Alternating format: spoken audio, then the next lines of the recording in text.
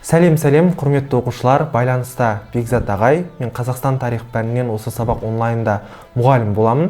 Және дәл қазір біз осы Қазақстан тарих пәнінен ұбт-ны ChatGPT қалай тапсыратын тексеретін боламыз.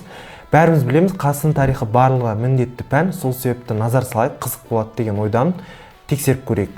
Бірінші сұрақ бізде берілген тас өңдеу техникасының жетілуі. Яғни бізде дәл қазір ежелгі Қазақстан тарихы бойынша сұрақ беріп тұр екен, жауабын тексеріп көрейік бірге. Ал жауабын тексеріп жатыр.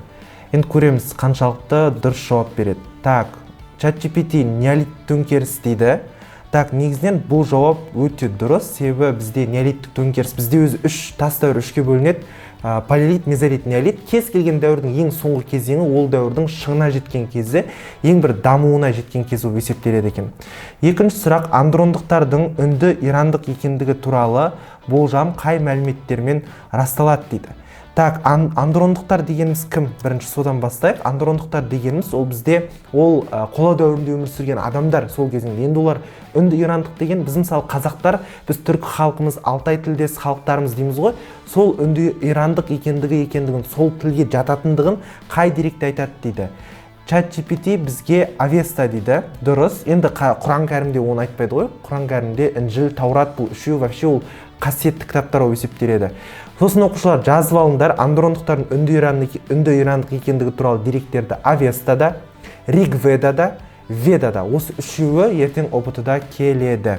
Үшінші сұрақ, Қарахан мемлекетінің Шығыс хандығының алып жатқан аумағы дейді.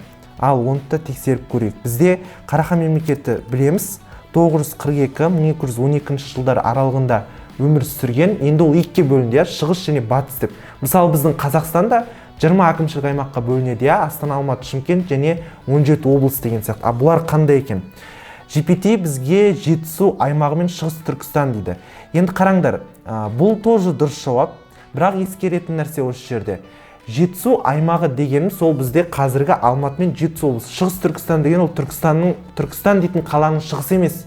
Көбісі солай ойлайды. Мысалы, менде университетте оқыған кезінде группаласым мен Шығыс Түркістаннан келгенмін деп айтады, сосын ойлайды, Түркістанның қайғында тұрасың деп.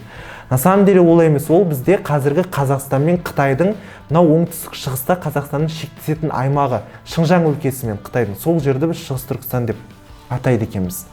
Келесі, жеті жарғы заңдар жинағының негізі осы хандардың заң жобасы негізінде жаңағыдай жасалды дейді. Енді бұл жерде ойланып көрейік, бізде жеті жарғының авторы Тәуке. Не только Тәуке, Тәукенің қасында басқа билерде үлес қосты. Біз бәріміз үш биді білеміз, Төле, Қазыбек, Айтеке. Солардың көлеңкесінде қалып қойған тағы 4 би бар. Сол 4 би үлес қосып ол заңдар жинағы жасалды. GPT айтады, ол Қасым мен Есім дейді. Бұл тоже дұрыс жауаптар. Себебі Қасым ханның қасқа жолы, одан кейін Есім ханның ескі жолы, одан кейін Әз Тәукенің жеті жарғысы деп ертең ұбт-да келеді. Енді мына сұрақ қызық сұрақ. 1821 жылы көтеріліс Шымкент, Әулиеата, Түркістан қалаларының аумағын қамтып, оған басшылық еткен кім дейді. Жалпы бәріміз білеміз Исатай мен Махамбеттің көтерілісін, Кенесарының көтерілісін, бірақ 1821-де көтерілісті көбісі білмейді. Ал енді GPT біле ма, соны көрейікші. Так, GPT-дің жауабы бізге берген Тентек төре дейді. Дұрыс. Тентек төре, Рүстем төре аталған Тентек төренің көтерілісі болады. Рүстем төре аталған Тентек төре деп тұрған, яғни оның қосымша бір аты ғой. Мысалы, менің атым Бекзат болғанмен барлығы мен Бекзат деп айтпайды.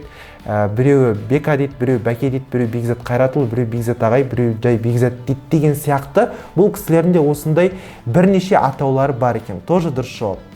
Келесі, қырғыздар. Бізді қазақтарды 19-18 ғасырларда қырғыздар либо қырғыз қайсақтар деп айтқан. Сол себептен Сібір қырғыздары туралы жарғы, Орынбор қырғыздары туралы жарғы деп берсе таңғалмаңдар. Ол айтады, қырғыздар, яғни қазақтар әсіресе атқа мықты, өйткені балалары 4 жасқа келер-келместен оларды атқа мініп үйретеді. Бұлардың әйелдері де атқа мықты, қолдарына сойыл алып жауға шапқанда еркектерге бергісіз деген деректі қалдырған кім. Яғни әйелде еркектермен қатар ерлер де жаңағыдай қару ұстап шыға берген дейді. Бізде түсінік бар, тек қана ерлер ғана басшы болған, немесе ерлер ғана жағы соғысқа шапқан деген сияқты. Жоқ, соғыс кезінде мысалы біз тіпті жаңа заман тарихында жаңағы бізде Қабанбай батырдың әйелі Гаухар, Бұланбай батырдың қызы, одан кейін Абылай сұлтанның қызы Айбикені Айтолқындар соғысқа қатысқан, жаугершілік соғыстарға. Сол себептен біліп жүрейік. Бұл жерде жауабында Флетчер дейді. Бұл дұрыс жауап. Қазақтардың осы атқа мінуіне балалар 4 жасқа келместен атқа мінеді деп Флетчердің айтқан сөзі, бұл бізде дұрыс жауап екен. Келесі, Шаймерден Әлжанов деген кісі кім дейді? Ал GPT-дан сұрайық, бұл кісі кім екен? Барлығы жаңағыдай таниды, Бөкейхановты таниды, Байтұрсыновты таниды, бірақ Шаймерден Әлжановты танымау мүмкін. Қазір оның кім екендігін бірінші GPT-дан тексеріп көреміз. GPT біраз ойланып қалған сияқты. Қайсысы жауап болады деп. Жауабын жаңағыдай біраз шығарып жатыр. Тексеріп жатырық. Қайсысы болады екен? Шаймерден Әлжанов деген кісі кім? Біз Шаймерден Әлжанов туралы айтқан кезімізде, GPT, кажется, жауабын білмейтін сияқты. Жарайды, енді өзім айтайын, бұл сұрақты жауабын GPT таппаған сияқты. Дұрыс жауабы бұл жерде бұл кісі 300 партиясының көшбасшыларының бірі болып есептеледі, оқушылар. Жалпы біз 300 партиясы туралы не білеміз, соны айтып өтейін. 300 партиясы ол тоже 1917 жылы ол Алаш партиясына оппозиция, яғни қарама қарсы ретінде құрылған. Оның жаңағыдай одан бөлек бізде Көлбай Тоғысовты, Мұқан Айтпеновты айтамыз. Осы 300 партиясының жаңағыдай көшбасшылары ретінде. 8-ші сұрақ, Ахмет Байтұрсынов қазақ секілді іргелі жұрт, өзгелер қатарында соғыс майданына қару-жарақ асынып, мемлекетті қорғауға лайық еді. Қатарда жоқ қара жұмысқа байлануын кемшілік деп санаймыз деп жазған оқиға. Яғни қазақтарды осы естерінде болса, қолдарына қару ұстап, жаңағыдай көтеріліске шығуына қарсы болды патша үкіметі. Себебі ойлады, біздің қазақтар, олар қолдарына қару алса шығып алып патша үкіметін, милицияны атып тастайды деп ойлады. Қорықты қатты. Ал енді бұл сұрақтың жауабы ол бізде, кажется, интернет бізде жұмыс істемейді или GPT таппайды мына жерде. Бұл жерде дұрыс жауабы 1916 жылғы патшаның жарлығы. Себебі 1916 жылғы 25 маусымда патша жарлығына сәйкес 19-43 жас аралығындағы жігіттерді жұмысқа алды. Енді ойлаңдар, ол жерде кім егерде 19-43 жас аралығында болсаң да, бай болсаң, ақша беріп сен 50-60-тағы шал деп жаздыра салды.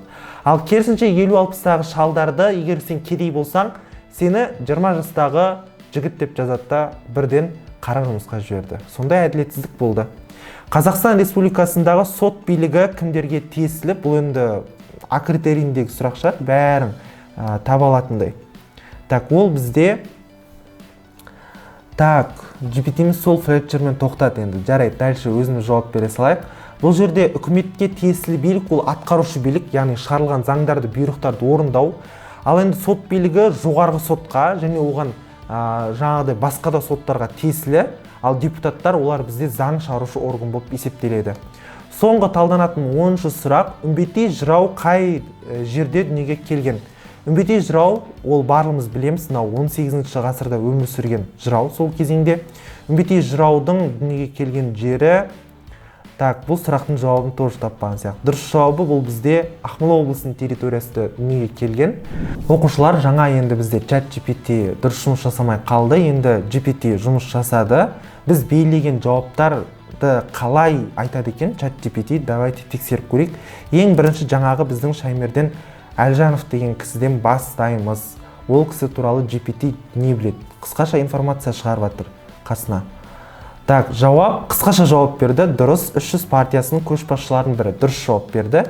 Келесісі, Байтұрсыновтың жаңағы біздің қазақтар неге соғысқа қатыспайды, біздің қазақтар да қолына қару алып соғысқа бару керек, не только біздің қазақтар қара жұмыс істеу керек дегенді айтқан. Енді бұл жаңа қай оқиғаға байланысты айтты деп тұр ғой. Қазір оның сөзін тоже тексеріп жатыр. Тоже дұрыс жауап. Енді осы жерде GPT қысқа жауап беріп жатыр. Тек қана жауап, қосымша ақпарат беріп жатқан жоқ. 1916 жылғы патша жарлығы. Одан кейін Қазақстан Республикасындағы сот билігі кімдерге тиесілі дейді. Көрейік енді. Жаңа обширно жауап беріп жатқан, енді қысқа сұрақ, жауап деп жатыр. Ешқандай қосымша ақпараттар беріп жатқан жоқ. Тағы дұрыс жауап берді, дұрыс, жоғарғы және жергілікті соттарға екен.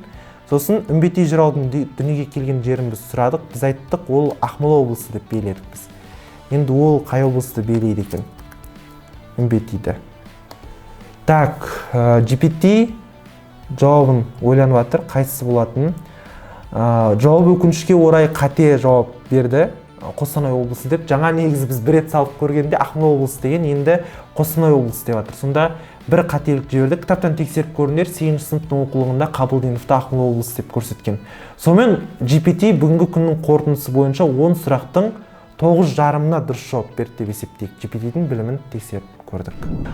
Сонымен бізде Қазақстан тарих пәнінен барлық 10 сұрағымыз талданды. GPT-дің білімін көрдік. Енді ол жаңағы почти барлық сұраққа дұрыс жауап беріп тұр. Но всегда оған сену өте қиын, әсіресе қазақ тілінде Қазақстан тарихын себебі кейбір ақпараттарды таппау мүмкін. Но өмірде де, басқа жерлерде де GPT-ді дұрыс пайдалансақ, ертең жаңағыдай уақыт үнемдеуге, жетістікке жетуге болады.